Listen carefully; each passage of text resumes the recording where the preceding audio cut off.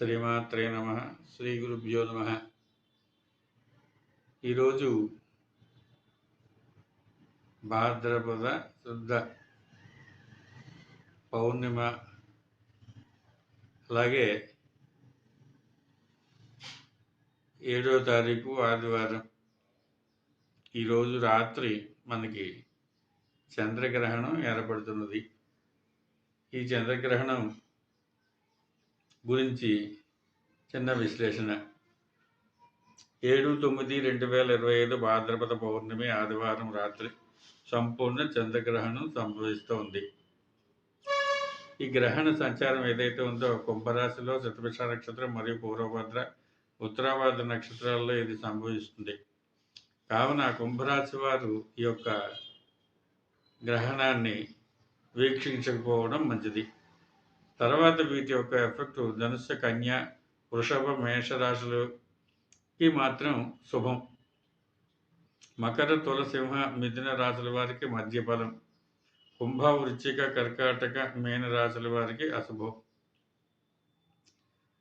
అంటే ఈ విధంగా మనకి శుభ ఫలితాలు ఇచ్చేటటువంటివి కానీ, మధ్యమ ఫలితాలు ఇచ్చేటటువంటి వాటికి కానీ పర్వాలేదు. ఇక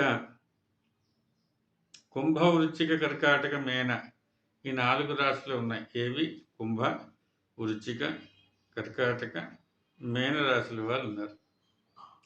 ఈ 4 రాశి వారు కూడా ఈరోజు రాత్రి జరిగేటటువంటి ఈ యొక్క చంద్రగ్రహణాన్ని వీక్షించకూడదు.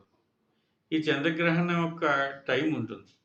ఈ చంద్రగ్రహణం మనకి పుట్టేది రాత్రి 9:59 అలాగే సెమీకాలం అనేటటువంటిదిగా మనకి 30వ భాగంలోకి వెళ్తుంది. ఇది 10:58. ఇక మధ్య భాగానికి వచ్చేటప్పటికల్లా 11:41 ఇది మధ్యకాలానికి వస్తుంది. దిగువ అనేటప్పటికల్లా మళ్ళా దిగువుడు అనేటటువంటి కార్యక్రమం ఉంటుందంటే చంద్రగ్రహణం ఉపశమనం చేసేటువంటిది 12:24. మోక్షకాలం అంటే పూర్తిగా బింబాన్ని రాహుకేతువులు వదిలేసినటువంటి కాలాన్ని 1:26 చెప్తారు. ఆద్యంత మొత్తం పుణ్యకాలము 3:31 పడుతుంది. కాబట్టి దీన్ని సంపూర్ణ చంద్రగ్రహణం అన్నారు. ఈ చంద్రగ్రహణం పట్టినటువంటి టైంలో వచ్చేటటువంటి నక్షత్రాలకు కానీ, రాశులకు కానీ దోష పరిహారం నిమిత్తంగా మనం ముఖ్యంగా చేయవలసింది ఉదయాన్నే తెల్లవారుజామున లేచి స్నానాది కార్యక్రమాలు ముగించుకున్న తర్వాత రాగి పాత్రలో రాహుకేతువుల ప్రతిమలు వెండితో చేయించి, అలాగే ఒక చంద్రబింబాన్ని వెండితో చేయించి, ఒక రాగి పళ్ళెంలో బియ్యం పోసి అందులో దక్షిణ తాంబూలాదులు ఉంచి ఈ యొక్క రాహుకేతువు చంద్రబింబాన్ని అందులో పెట్టి బ్రాహ్మణోత్తముడికి దానం చేయాలి గోత్రనామాలు చెప్పి.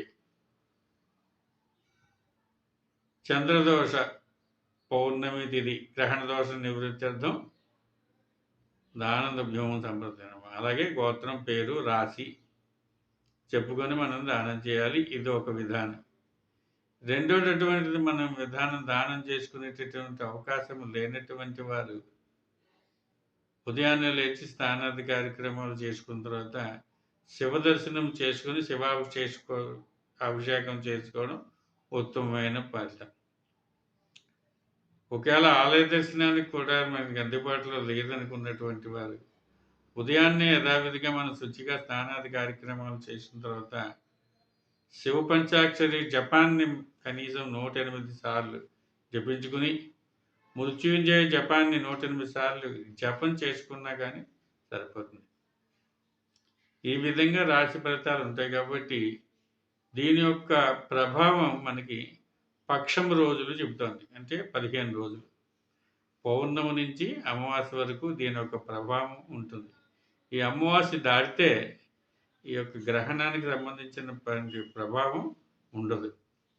కావున దీనికి మనం ఏమీ భయపడిన అవసరం లేదు. ఇక గర్భిణీ స్త్రీలు అయితే చక్కగా రాత్రి 9 గంటల నుంచి 3 గంటల వరకు విశ్రాంతి తీసుకుంటే సరిపోతుంది.